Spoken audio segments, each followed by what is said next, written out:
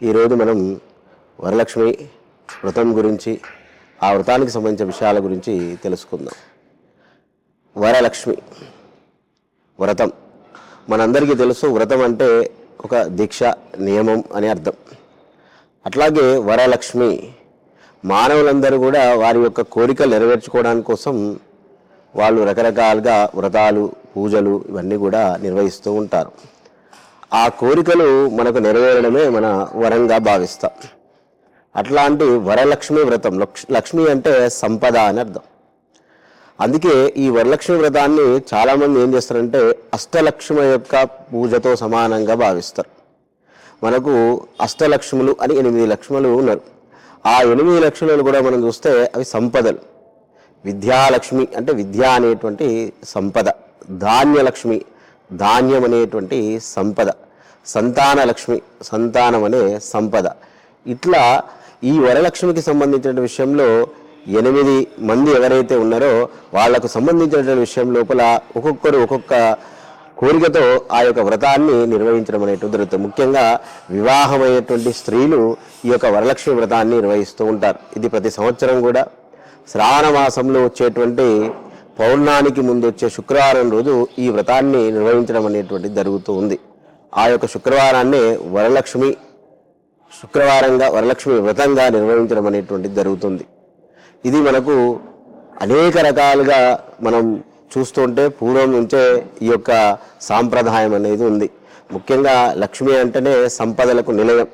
అలాంటి ఆ యొక్క లక్ష్మి సంపదలను తీసుకురావడం కోసం, సంపదలను పొందడం కొరకు చేయడం జరుగుతుంది. కానీ వరలక్ష్మి వ్రతానికి ప్రత్యేకంగా ఏంటంటే సౌభాగ్యం అనేటువంటి. అందుకే అక్కడ సంకల్పంలో ధన, కనక, వస్తు, వాహన, సౌభాగ్యము అనేటువంటివి కూడా మనకు కనపడుతూ ఉంటాయి.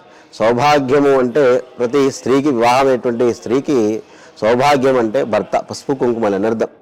సో ఆ యొక్క పసుపు కుంకుమలను ఏవైతే ఉందో అది పొందడానికి, ఆ భర్త కలకాలం ఆరోగ్యంగా జీవించడానికి, వారి యొక్క కష్టాలన్నీ కూడా తొలిపోవడానికి, వాళ్ళకు సంబంధించినటువంటి విషయాలన్నీ కూడా పరిపూర్ణంగా, సంపూర్ణంగా వాళ్ళకు కలగడం కొరకు ఈ వ్రతాన్ని కూడా నిర్వహించడం జరుగుతుంది.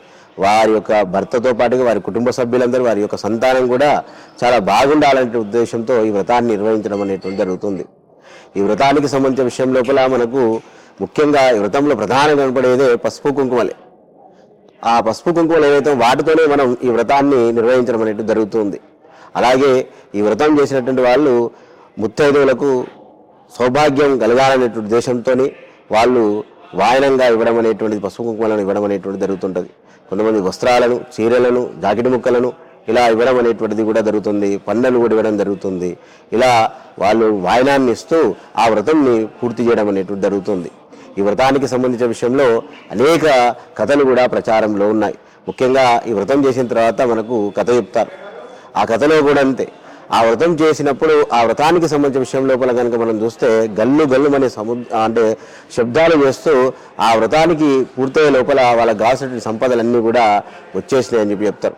ఇలా ఈ యొక్క కేవలం ఈ వరలక్ష్మికి సంబంధించిన విషయాలు కాకుండా మహాలక్ష్మికి సంబంధించిన విషయంలో కూడా అనేక కథలు ప్రచారంలో ఉన్నాయి.